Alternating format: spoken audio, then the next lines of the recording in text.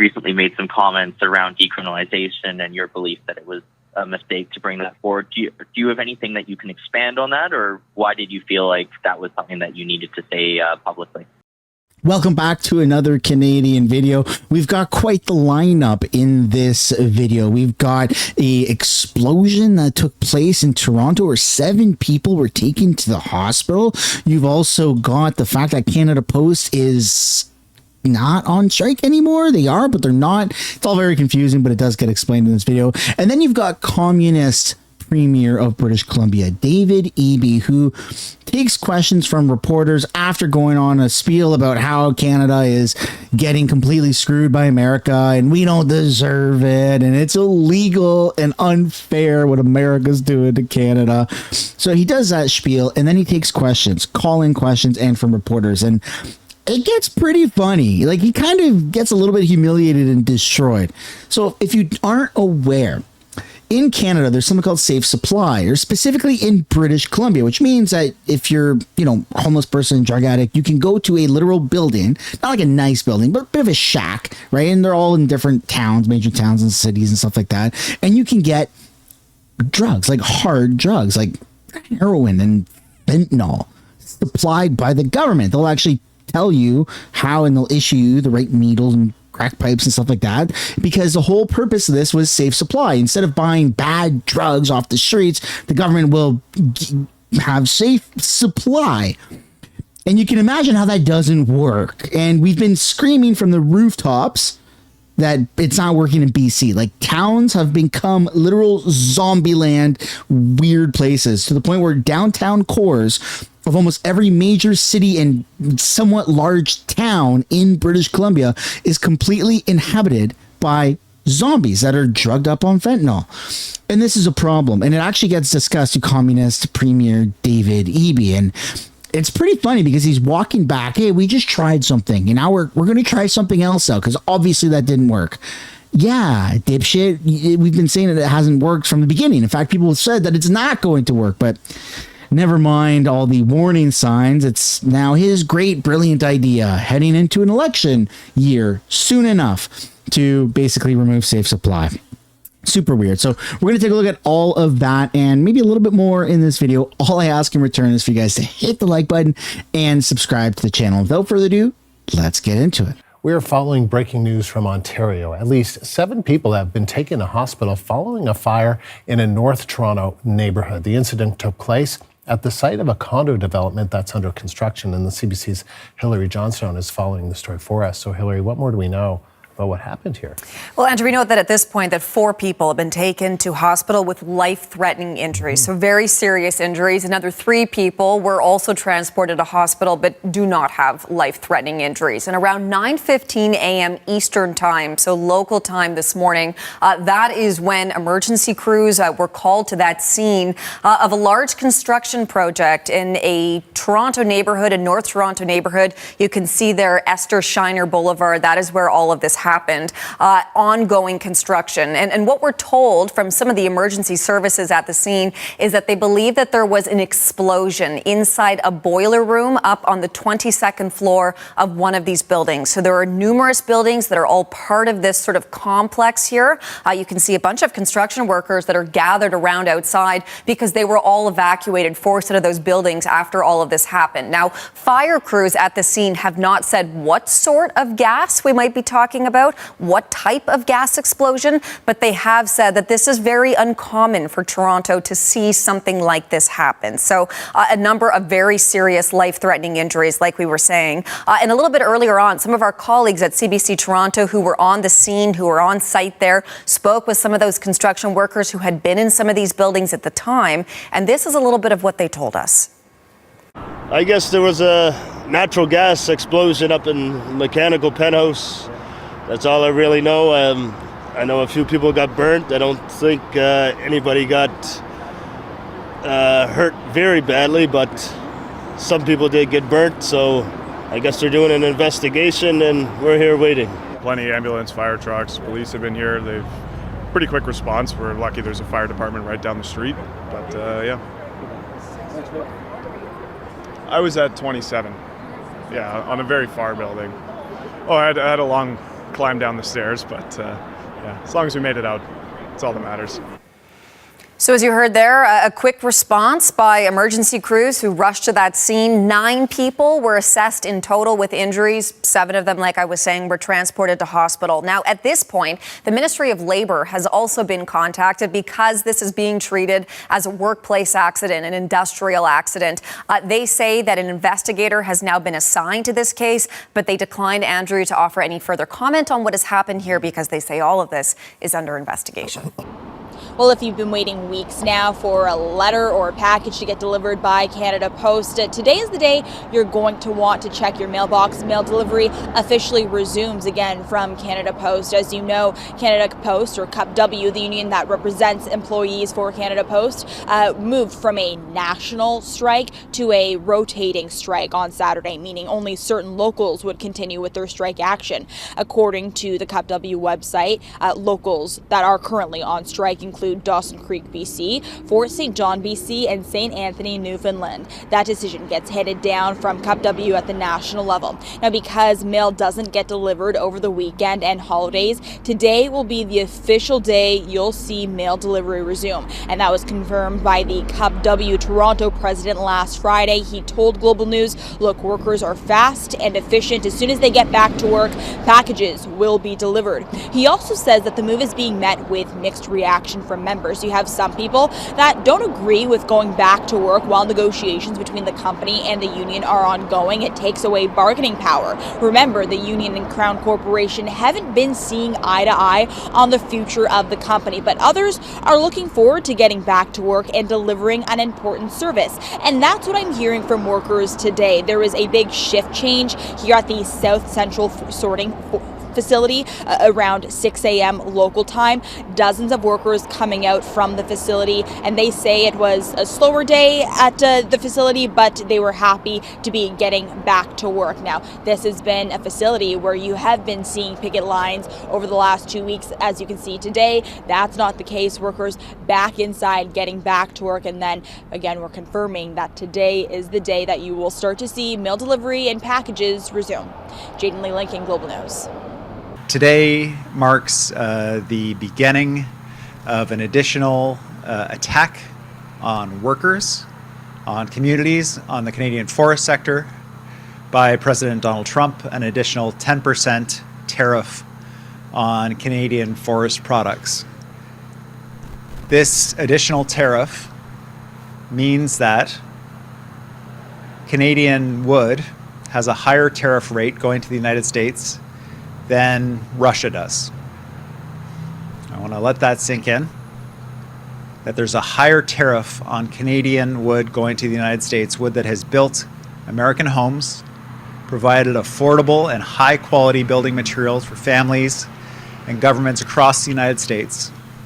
Our friends south of the border with whom we have worked side by side, fought side by side, that we have worse market access than Russia, an international pariah who has launched a war of aggression on Ukraine. Morning, Premier. Let's just begin with your latest communications with the Prime Minister about making sure that lumber is a priority in any comprehensive trade deal with the United States. And I guess a two-parter to it, just your confidence that this can be done and that the feds can step up with the support that this industry needs. Thanks. I have some anxiety, and I think it's just born of repeated experience being in British Columbia. Because Ottawa is in Ontario, because it's beside Quebec, those provinces are often front of mind. And so my anxiety as a British Columbian, as a Western Premier, is that we have to be way more aggressive to make sure that we get our message heard. Today's announcement, this group of people who have gathered here, is what we have to do. And what we're saying is that the industry is at a tipping point. This industry that contributes so much to Canada's GDP, that provides direct employment to so many Canadians from coast to coast to coast, is facing an existential threat through tariffs that are profoundly unfair, are completely unjustified, and are hurting Americans as well. So when I see Minister Jolie say we're talking about steel, we're talking about energy, and she doesn't include forestry in that list, it tells me that we got to be more in the face of the federal government, that they don't get it yet. And until the federal government gets it and understands how significant this industry is, how important these jobs are, not just to our province, but to provinces and territories across the country, and how important it is to the federal economy, then we got to keep pushing, and we will keep pushing. This group behind me, and we're all standing shoulder to shoulder, united in delivering that message that this industry cannot and will not be forgotten. We will not let it be forgotten. We will not let the workers be forgotten, and we'll make sure that it's on the federal government's radar. Do you have a follow-up, Kurt? Okay, Kurt does not have a follow-up. Session, do you have the list of everyone who's behind me? I'll just run through. Yes, I do. Thanks. I just want to make sure you know who's with us here today. We got, just in case you wanted to talk to them individually, Kim Hackstad, President and CEO, BC Council of Forest Industries. If you put your hand up for the journalists so they know who you are. Leonard Joe, President, BC First Nations Forestry Council. Brian Harwich, BC Wood. Ted Durgasoff, President, Independent Lumber Manufacturers Association. Brian Menzies, Executive Director, Independent Wood Processors Association. And we're also joined by additional international or Independent Wood Processors Association members, Ricky and Rajan Sidhu from Cedar Line Industries, Param Jaj from Jaffa Lumber Corporation, Nate Sigurdsson from Sigurdsson Forest Products, and Todd Chamberlain, General Manager, Interior Logging Association. Also, we're joined by Paul Choi, who's our MLA that has the file specifically of Asia-Pacific trade. One of the reasons he's here is because market diversification is so important to our overall strategy here as well. Premier, you and your fellow premiers visited Washington, D.C. earlier this year. I was wondering what, if anything, you might have done or reached out to contacts with people you met during that trip to try and address the problem directly. Yes, one of the sort of hopeful messages we've been trying to deliver is that there is actually potential for a softwood lumber deal with the United States now in a way that we haven't seen before in a generation. There's a lot of people here today who noted this has been decades that our lumber sector has been under attack through unfair tariff action by the United States. What we have right now is an alignment that does create the potential for a win for everybody of getting an agreement to bring stability to the industry here in British Columbia and Canada, to bring affordable building materials to the United States. And here are the elements of it. We've got a bank account that has more than $8 billion in it. That's the bank account that's been collecting all the tariffs the Americans have been charging. Nobody's using that money. It's just sitting in a bank account right now. That's available to assist in growing the market for everyone, supporting producers, making sure that we're growing the share of wood for wood construction in North America so that everybody benefits. The companies that produce softwood in Canada are willing to talk about quotas and what a quota would look like. This has been a key demand of the American lobby that's been pushing for these tariffs, making sure that they have certainty in Canada and that the Americans have certainty in terms of what's coming in from Canada, and we're all able to move forward. These are two things that have not existed previously that are on the table. And the third is the president's looking for wins before his midterm elections, accessing billions of dollars to grow the sector, certainty for American producers, affordable building materials for Americans. It does seem to me that this is an opportunity for an agreement. That's why we've been pushing the feds to raise this issue at the table, to put it forward equally with other sectors, with aluminum, with steel, with energy. And we certainly hope that they're taking us up on this, because it does seem to me that there is an opportunity here for an agreement. Holly is wondering whether you and your government supports Vancouver Police have their own training academy. I know you made a significant announcement late last week expanding the Justice Institute, but Vancouver Police are concerned about not being able to get enough officers trained to meet their issues of deployment. Do you support a specific training academy for them? Yeah, there's significant demand for new police officers across the province, both within the RCMP and in municipal forces. Vancouver is not unique in that respect. For our provincial responsibility, we've doubled the number of seats at our police academy here in British Columbia to train up those police officers and get them out to work. Typically, we've preferred to be able to centralize the training of police officers so we have consistent training across the province, and police officers are able to move between jurisdictions without worrying about gaps in training or differential training. It provides a lot of benefits that police officers have this shared baseline together. It also supports municipalities with reduced expenditure on training because we can provide economies of scale through the Justice Institute. We're always looking for ways to improve access to police training and improve training for police officers. We'll certainly be willing to engage with the chief on his suggestion, but our strong preference is centralized training through the JI and making sure we're responding. That's why we doubled the number of spots to respond to concerns like that raised by the Chief of Vancouver. Premier, you recently made some comments around decriminalization and your belief that it was a mistake to bring that forward. Do you have anything that you can expand on that, or why did you feel like that was something that you needed to say publicly? Yeah, like I've said it a number of times, and you know, the reality and the challenge of the toxic drug crisis is that it's required us to try a number of different approaches to the problem. We want to take down those barriers so people can access drug treatment, so they're able to get the care they need, but not at the expense of downtown cores, not at the expense of our parks, not at the expense of our schoolyards and the safety of kids or the safety of people at bus stops. So we had to reverse course and ask the government to recriminalize the public use and possession of drugs, illicit drugs. It was necessary to do. And we're pushing ahead with involuntary care for people that can't access care because they either can't or won't ask for it, but they're causing outsized amounts of chaos in our community, as well as continuing to expand treatment beds throughout the province.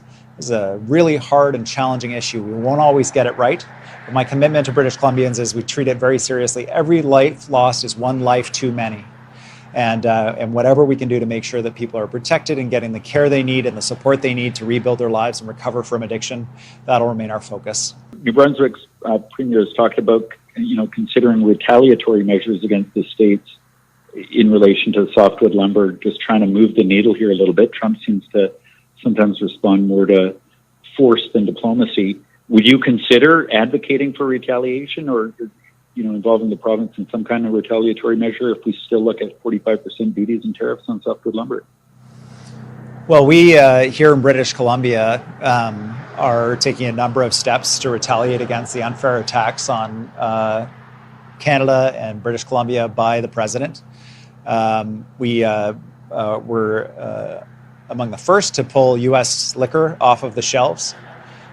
We have done a full review of contracts within government to ensure that we're buying from Canadian and from trusted trade partners, not from American companies. That has resulted in shifting a considerable amount of expenditure away from U.S. companies and towards Canadian and trusted trading partner companies. We will continue to do this, and we will support the federal government. We have the tools in place, and we are ready to join if the federal government is ready to deploy as part of an overall bargaining approach to ratchet up the pressure on the U.S. Our key ask in any of that is only that the unique position of Western provinces be considered in retaliatory actions. But we're all in for Team Canada. We're going to push hard. I think a bully only respects force, and that's what we're seeing here is bullying. And it's bullying of Americans that want to build their homes with good wood. And it's a bullying of Canadian families that for generations have worked with Americans to deliver that wood and ensure that they're able to build their homes of their dreams. And I am fully supportive when the Prime Minister is ready for that approach. We're all in. And do you have a follow-up for the Premier, Mr. Buffum? I do, thank you. It's kind of a two-parter, and it's retreading a bit of old ground here. But I'm wondering about, a week ago, Prime Minister Carney, I should say, was in at the White House, and as we talked about steel, aluminum, and energy came up as things where it looks like there's an agreement. The auto sector is something getting a lot of attention. How frustrated are you that despite all the assurances, softwood lumber seems to be lagging behind? And I guess the second part is the $1.2 billion that's been promised. Could you articulate for us some of the things you want to see the federal government do in addition to putting forward that money, tangible things you want to see them do to help people in this sector? Yeah, thanks. So the anxiety that I have is that the Americans can't produce the aluminum that they require for inputs for industry. They can't. They are dependent on Canadian energy, and so these are our cards that we play to make sure that more vulnerable sectors aren't left behind. We have to make sure that the government is looking at the whole array of sectors as they're reaching agreements with the United States, and not reaching agreements on those ones where the president recognizes that there's a huge cost to industry if they don't reach agreement with us. We've got to make sure that it's the whole array of industries, including the softwood industry. And so a side deal on aluminum is basically it's a delivering to Trump what he knows he requires and he can't get anywhere else at no additional cost. We've got to make sure that all those industries are moving together in lockstep, and that's been part of my message to the federal government. Or reach agreement on more vulnerable sectors like softwood. There are softwood delivery channels from Russia. Don't allow the U.S. to displace Canadian softwood with Russian softwood if we can reach a deal at the tariff table. And so it's a challenging one, but I remain hopeful. The federal government is hearing us on these things, but we're going to push hard to make sure they actually do hear us on these things. What the federal government could do out of the gate, we saw them deliver $500 million in financing for a steel mill in Ontario. We saw them deliver financing for a pulp mill in Ontario, terms to be determined. Support for major facilities like that in British Columbia that are facing closure, absolutely vital. For workers, that employment insurance, waiting periods and clawbacks and so on, that those are waived so that workers who are put on curtailment, their shifts are not available, that they don't have to worry about whether or not they're going to be able to pay the mortgage.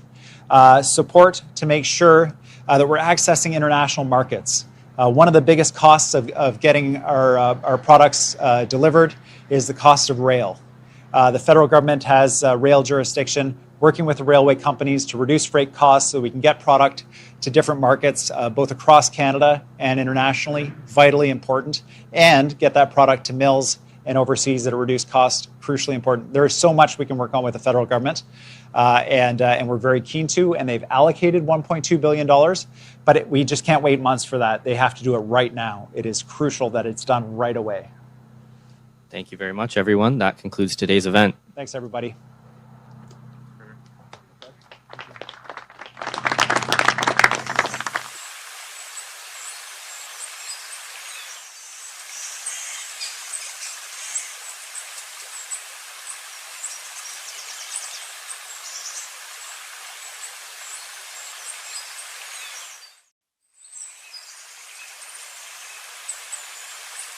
And that, ladies and gentlemen, concludes the video. I hope you enjoyed it as much as I did. If you did, it would be super awesome for you guys to hit the like button and subscribe to the channel. And I'll see you guys in another video.